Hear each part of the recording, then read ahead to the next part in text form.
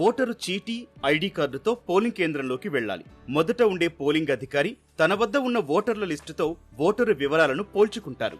ఆ తర్వాత రెండో పోలింగ్ అధికారి ఓటరు చూపుడు వేలుపై సిరా రాస్తారు. తన వద్ద ఉన్న రిజిస్టర్లో సంతకం తీసుకుంటారు. ఒకవేళ ఓటరు నిరక్షరాస్యులైతే వేలిముద్ర తీసుకుంటారు. అక్కడి నుంచి మూడో పోలింగ్ అధికారి వద్దకు వెళ్లాలి. ఆ అధికారి ఓటరు వద్ద ఉన్న చీటీని పరిశీలించి తన వద్ద ఉన్న కంట్రోల్ యూనిట్ మీట నొక్కి ఓటును విడుదల చేస్తారు. ఆ తర్వాత ఓటింగ్ కంపార్ట్మెంట్ కు వెళ్లాలి.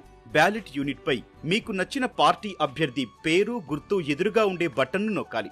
ఆ వెంటనే ఓటేసిన గుర్తుకు ఎదురుగా రెడ్ లైట్ వెలుగుతుంది. బీప్ అని సౌండ్ వస్తుంది.